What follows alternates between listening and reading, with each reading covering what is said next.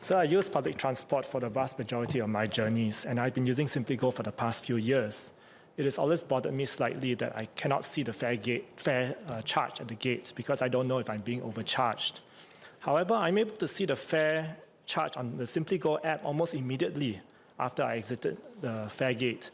And the fact that the fare gate can open immediately after the SimplyGo card reader is placed on the reader means that the signal is able to make a round trip to the server and back in a reasonable amount of time. So can the minister share exactly what is the latency, preferably in milliseconds, that prevents the fare balance from being shown at the gate? Secondly, many commuters were upset that their user experience was being downgraded without the public consultation or benefit in return, and that SimplyGo also cannot be used for motoring. So instead of spending $40 million to extend the life of the card-based ticketing system for another 6 years, can LTA instead use that money to upgrade the SimplyGo system to overcome these technical constraints? LTA could, for example, extend the contract by just 1 more year while it irons out the usability issues and transitions the remaining 30% of users to the SimplyGo system. And finally, could the minister please answer my PQ number 15, parts B and C, and share how much cost savings will be gained by having a fully account-based ticketing system, and whether it can return these cost savings to commuters in the form of rebates? Thank you. Minister Chi.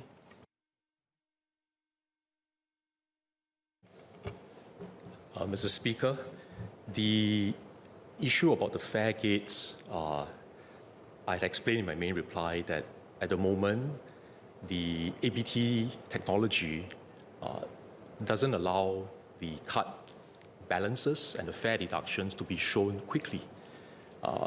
So if you use a CBT card, because the information is stored on the card, you can actually tap it and then it will process it and it will show within half a second.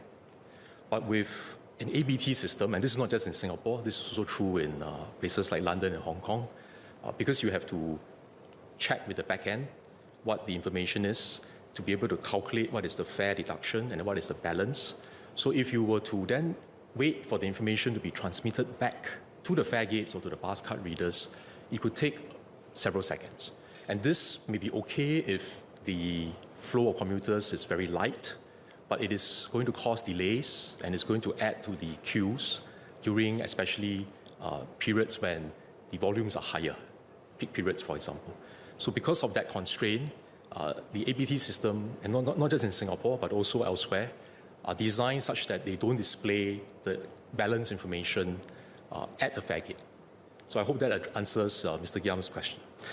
He has a second part to the question, which is then how come the person can tap and go out?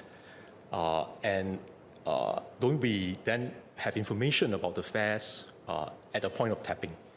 So this is something which is a bit technical here, but LTA would let the person tap out and then compute the balances at the back end, and that would then be reflected on the app, as Mr. Giam mentioned, with a short delay, not immediately.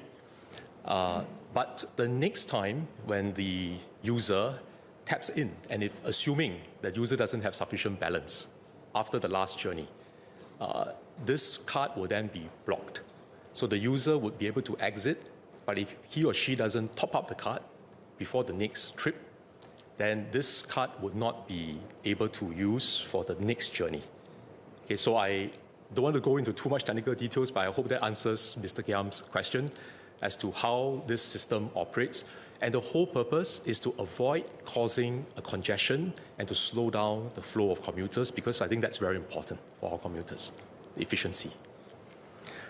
So the consultation process that LTA has gone through, I had mentioned in my interview with the media that one lesson that we learned is we should have consulted more widely and hear the views of a wider group of commuters.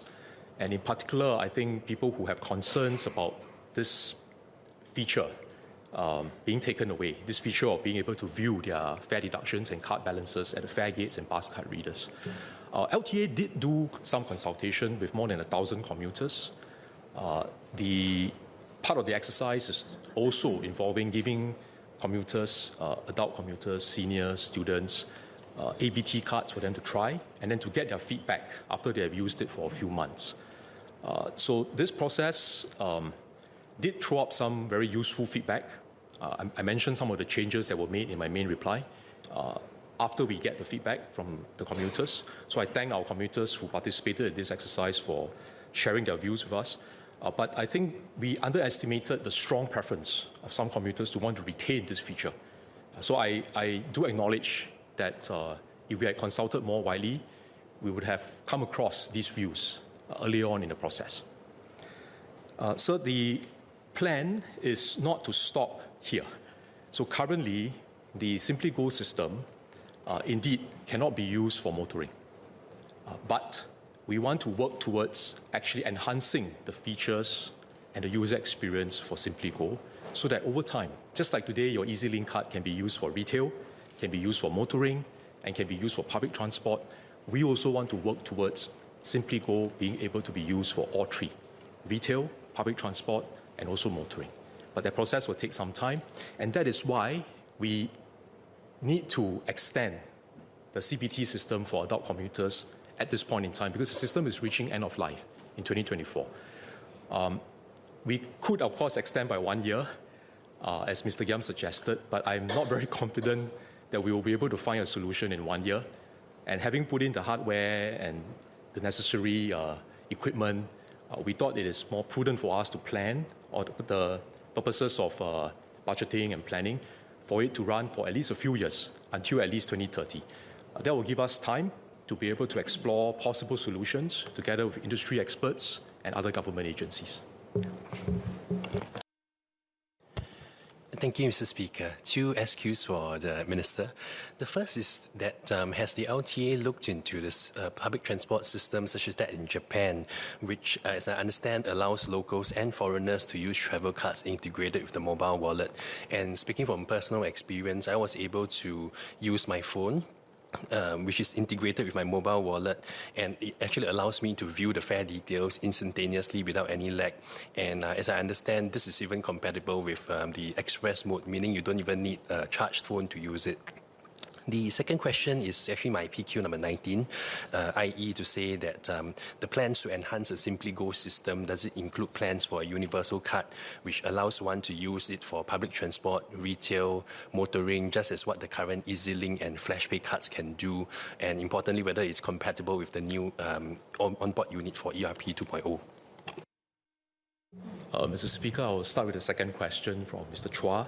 I had answered Mr. Giam earlier, I think a similar point, that over time, we do want to work towards having the SimplyGo card being able to be used for retail, for public transport, and also for motoring.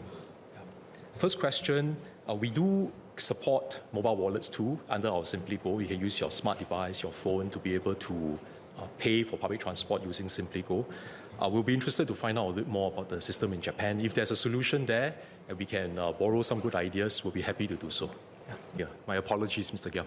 Mr. Giam had asked about if we have savings, can we give back to commuters as rebates? Sorry, I didn't answer your question earlier.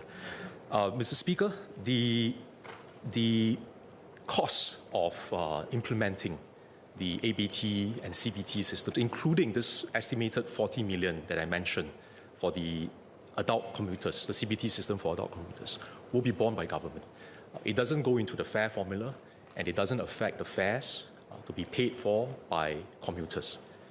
So I think in the same vein, if there are some savings that LTA is able to have through some cost avoidance, some cost savings in implementing the project, I think we also would not then flow it back directly to commuters in the form of fares, because it didn't affect the fares in the first place.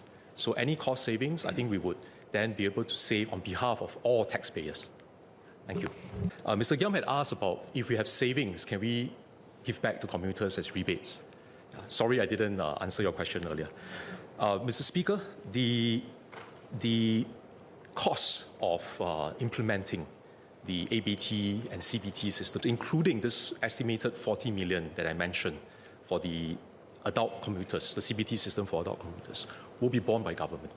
It doesn't go into the fare formula, and it doesn't affect the fares to be paid for by commuters. So I think in the same vein, if there are some savings that LTA is able to have through some cost avoidance, some cost savings in implementing the project, I think we also would not then flow it back directly to commuters in the form of fares, because it didn't affect the fares in the first place. So any cost savings, I think we would then be able to save on behalf of all taxpayers. Thank you.